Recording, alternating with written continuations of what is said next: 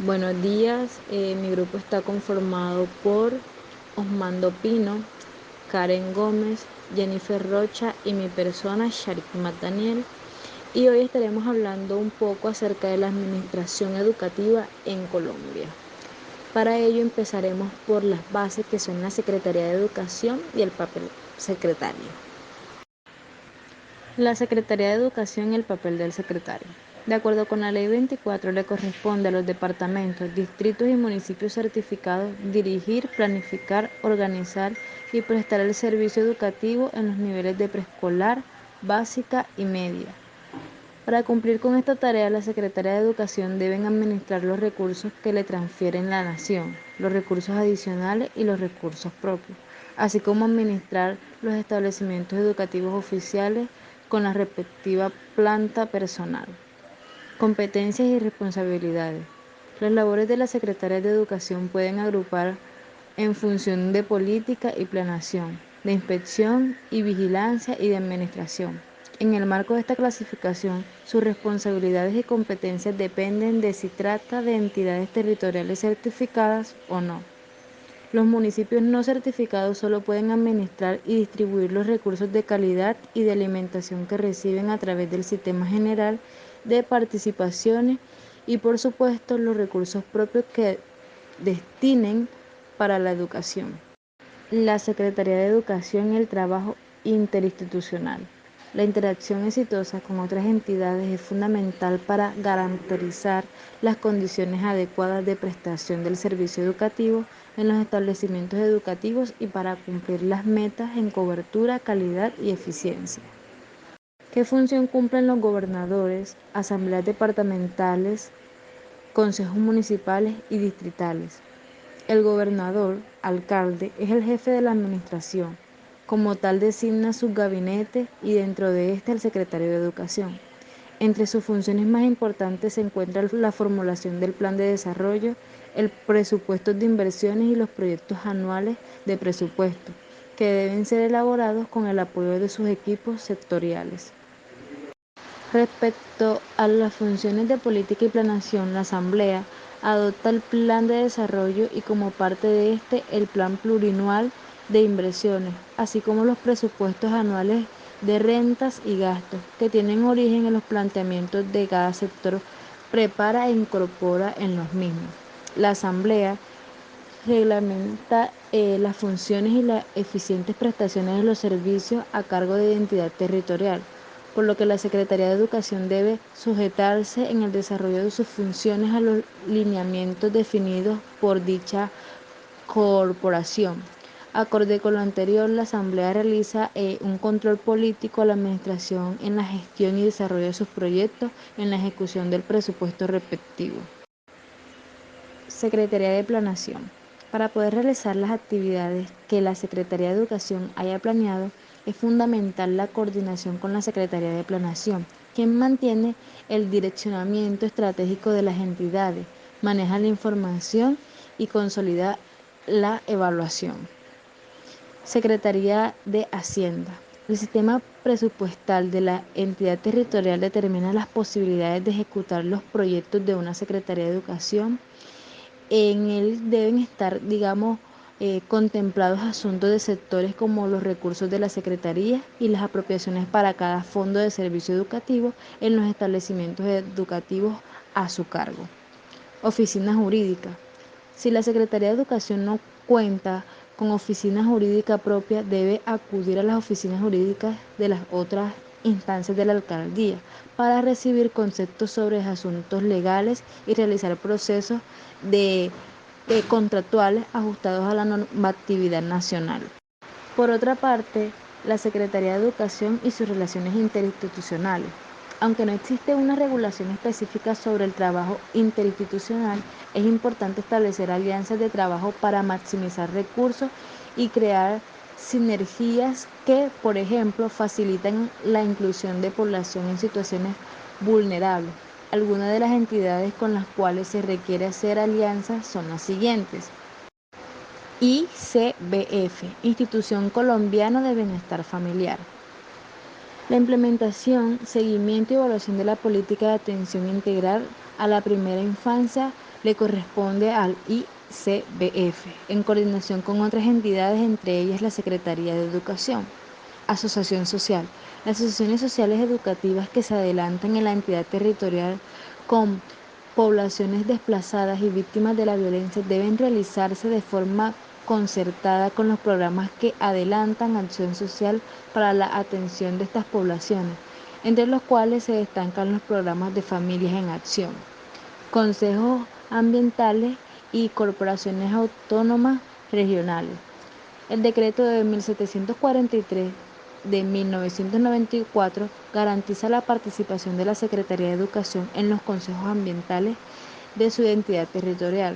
Señala que recibirán asesoría de las corporaciones autónomas regionales para fijar los lineamientos curriculares de educación ambiental. Por último, tenemos la Defensoría del Pueblo y Personería. Todo lo referente a educación en derechos humanos requiere acciones conjuntas con las personerías, la Defensoría del Pueblo y otras instancias especializadas como verdurías y contralorías. Los secretarios y el Ministerio de Educación Nacional.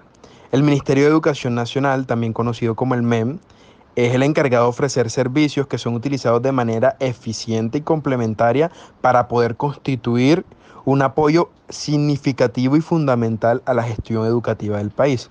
Estos servicios que se prestan directamente a las secretarías de educación están enfocados y orientados a las mejorías educativas de todo el país. ¿Qué buscan mejorar estos servicios? Buscan mejorar la cobertura, la eficiencia y la calidad de todo el sistema educativo para que los niños, jóvenes y todos los estudiantes cuenten con un servicio de calidad que les permita formarse educativamente de unas buenas bases y herramientas. Para poder garantizar que todos estos beneficios derivados de estos servicios lleguen a cada parte de cada sector educativo en todo el país, ahí es donde entra la interacción permanente entre el Ministerio de Educación y los secretarios o la Secretaría de Educación. Y juegan un papel fundamental estos dos porque son un rol que se complementan para que se lleve a cabo el desempeño y desenvolvimiento de la gestión educativa. Establecimientos educativos. Aunque, como todo se sabe, la responsabilidad de la educación de los colombianos y del país recae principalmente en el Estado, la sociedad y la familia. Más allá de esto, el escenario que pasa a segundo plano, pero sigue siendo igual de fundamental al momento de la gestión educativa, son los espacios educativos, ya sean las escuelas, universidades, etcétera. Y el Estado se debe encargar, o el Ministerio de Educación, que estos establecimientos educativos donde los niños, niñas y jóvenes acceden al conocimiento, cuenten con todos los servicios y con la implementación necesaria para llevar a cabo su rol como estudiante y puedan tener una educación de calidad. ¿En qué entra el Ministerio de Educación Nacional? A hacer el registro de cuántos estudiantes hay por sector, en qué sectores se encuentran los espacios educativos, que estos sectores y espacios educativos tengan los elementos necesarios, que esté en aptas condiciones, que todos los niños puedan acceder a esto. Entonces, en los establecimientos educativos es donde entra a jugar principalmente el Estado, el Ministerio de Educación Nacional y el secretario de Educación Nacional, ya que el secretario y su equipo de trabajo debe conocer cuántos niños estudian, en qué sectores se encuentran ubicados, en qué condiciones y acceden a esto, etcétera. Ahora hablemos un poco más de la planeación escolar. Eh, el ambiente en que se desarrolla cada trabajo de establecimiento educativo es cambiante y es constante. Y el espacio educativo puede dar la planeación escolar que éste desee o que éste desee mejorar.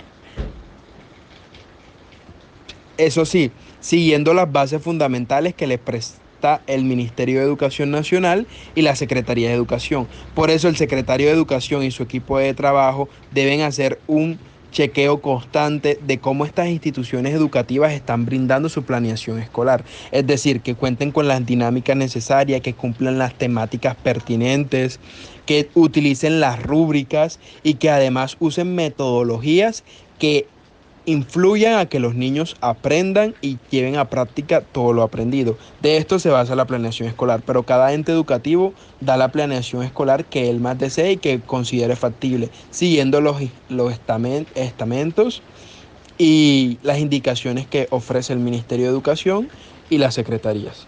Bueno, ahora hablemos un poco de la comunidad educativa y el gobierno escolar.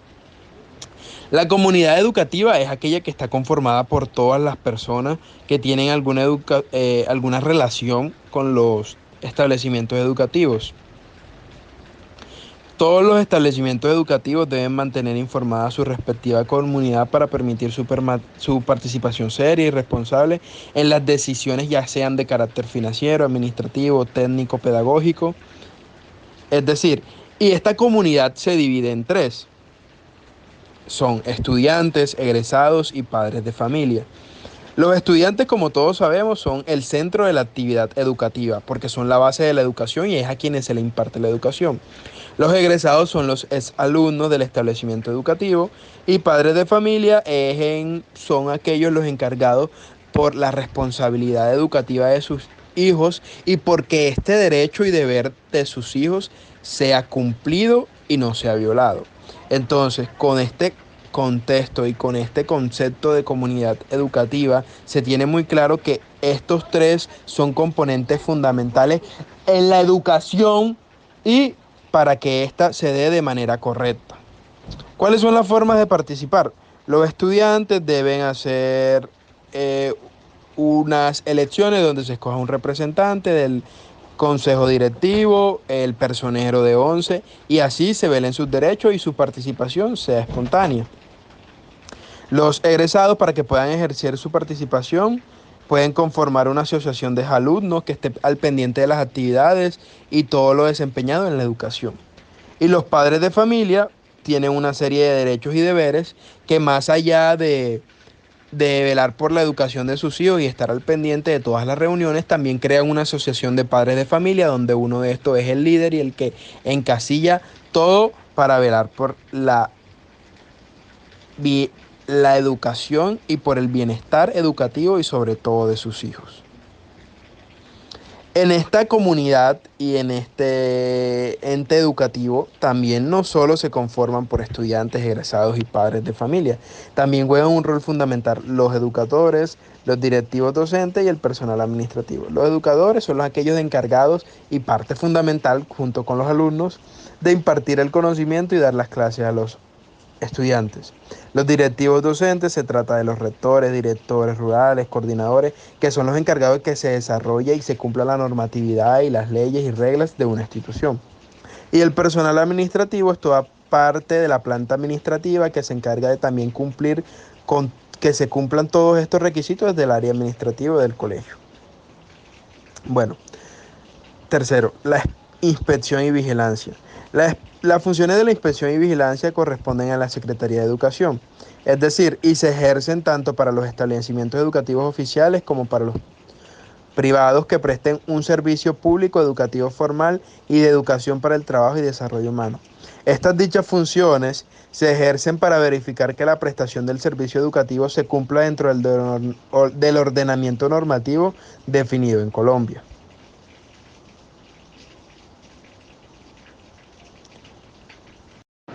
Recursos del sector educativo. Para hacer efectivo el derecho a la educación en su jurisdicción, el secretario de Educación y su equipo de trabajo deben tener claro con qué recursos cuentan y qué otros recursos requieren. Para ello cuentan con recursos financieros, humanos y físicos. Recursos financieros.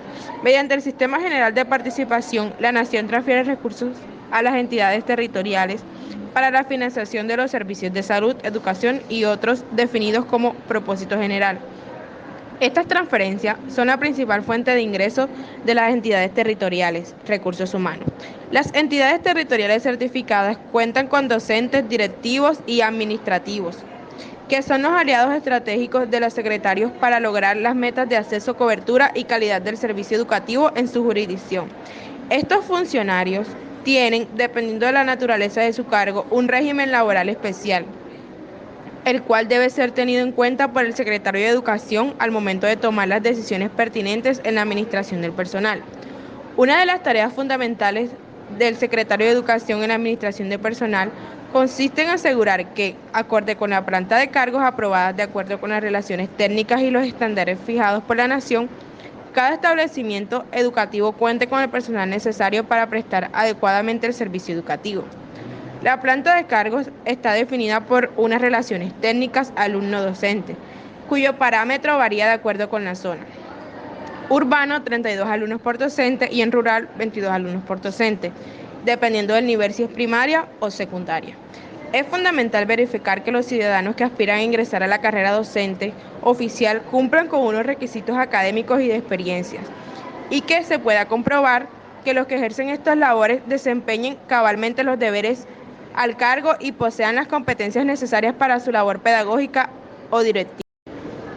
Todo lo anterior se asegura mediante el concurso de méritos, cuyos responsables son la Comisión Nacional del Servicio Civil y la respectiva entidad territorial a través de su Secretaría de Educación. Por último, vale la pena recordar que para garantizar que el servicio educativo se preste en condiciones de oportunidad y calidad, una de las tareas de gran importancia del Secretario de Educación es verificar que entre su cuerpo de docentes y directivos se cumpla con las asignaciones académicas necesarias para atender a la población estudiantil. Lo anterior implica, entre otros, la provisión oportuna de las vacantes, la realización de los traslados que sean necesarios para la atención del servicio, así como la oportuna atención de la problemática de los docentes y directivos que hayan sido amenazados. Recursos físicos. Se componen del inventario a cargo de la Secretaría de Educación de bienes muebles e inmuebles, entre ellos establecimientos educativos y sus espacios físicos, como aulas, laboratorios, bibliotecas, talleres y espacios para la recreación y el deporte, y de sus respectivas dotaciones. El secretario de Educación debe verificar que la infraestructura física y su correspondiente dotación sean aptas para la prestación del servicio educativo y que la misma se encuentre asegurada, que el inventario de estos bienes se mantenga actualizado, que se cuente con los títulos de propiedad de los inmuebles o con los contratos de arrendamientos al día, que se paguen los impuestos y los servicios públicos y que se le haga el mantenimiento correspondiente. Dentro de este orden de ideas, tenemos que existen unas normas fundamentales que permiten tener una idea general de cómo funciona el sector educativo, las cuales pues abarcan criterios pedagógicos y de estructuración en los diferentes niveles de los servicios. También se tiene en cuenta lo que es la financiación del servicio, el régimen laboral y la seguridad social en los docentes. Una de estas normas es la Ley 115 de 1994 y en esta pues se establece la organización del servicio educativo y pautas pedagógicas a cumplir. Otra es la Ley 91 de 1989, en donde se establece lo del sistema de salud y pensiones de docentes y directivos y se crea el Fondo Nacional de Pensiones del Magisterio.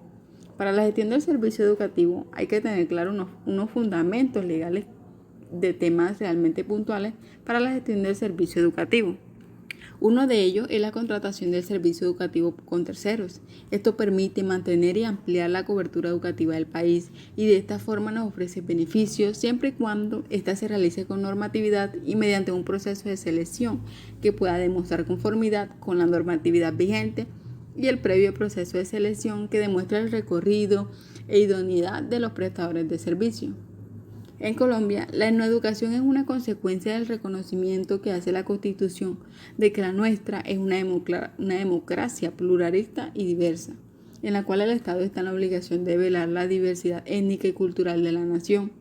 La educación se ofrece a esos grupos étnicos o comunidades que tienen una cultura, una lengua, tradiciones y los cuales pues hayan sido propios y autóctonos.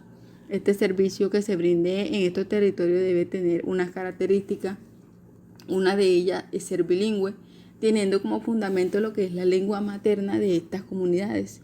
Otra es seleccionar en procesos concentrados como grupos étnicos, educadores que hayan recibido una formación como etnoeducadores y si son miembros de estas comunidades es mucho mejor. Los docentes cuentan con diferentes regímenes dependiendo del año de entrada al servicio público educativo. Actualmente se cuentan dos grandes regímenes. Tenemos el régimen docente vinculado al servicio público por medio del nombramiento en propiedad en el cargo o directivo docente con posterioridad al año 1979, el cual es regulado por el Decreto Ley 2277 de 1979. En este, los educadores se clasifican en un escalafón nacional docente que consta de 14 grados en nivel ascendente. Y esto lo puedes ir escalando ya sea por los años de servicio o también los estudios realizados.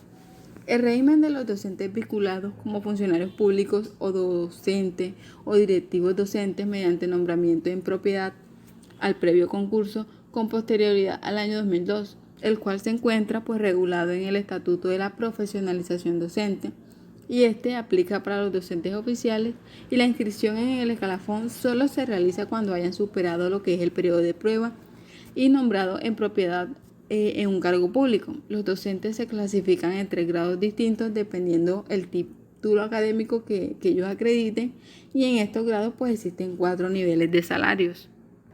Para que el proceso educativo sea pertinente y compatible con las necesidades del mercado y el sector productivo, se ha planteado desde el Gobierno Nacional la educación para el trabajo. Esta educación busca brindar las competencias necesarias para satisfacer las necesidades del mercado laboral, dando lugar a la obtención de un certificado de aptitud ocupacional. La referida ley fue desarrollada por el Decreto 2888 del 2007, que estableció como requisito para ofrecer el servicio educativo para el trabajo y el desarrollo humano que los establecimientos educativos cuenten con licencia de funcionamiento o reconocimiento de carácter oficial y adicionalmente obtengan el registro de los programas que pretenden ofrecer. Por último, tenemos que la Constitución establece que los establecimientos estatales, la educación debe ser gratuita y sin prejuicio del cobro de derechos académicos a quienes puedan sufragarlo. Para ello, la ley establece en cabeza del Gobierno Nacional la obligación de expedir la regulación sobre tarifas, pensiones, derechos académicos y otros costos. Para el caso de los establecimientos educativos oficiales, los cobros se realizan y se denominan derechos académicos y se entiende como la suma con la cual las familias que pueden hacerlos contribuyen de una manera solidaria para atender los costos de estos servicios educativos distintos a los salarios y pensiones sociales del personal, requeridos también por los establecimientos estatales para la formación integral de cada uno de sus estudiantes. Según la legislación colombiana conformada por la abundante jurisprudencia constitucional, los establecimientos educativos no pueden exigir por sí mismos ni por medio de las asociaciones de padres de familia u otras organizaciones cuotas, bonos o tarifas adicionales por concepto de matrículas, pensiones y cobros periódicos, ni siquiera bajo la figura de una donación a menos que sea libre o voluntaria de la persona que quiera donarla.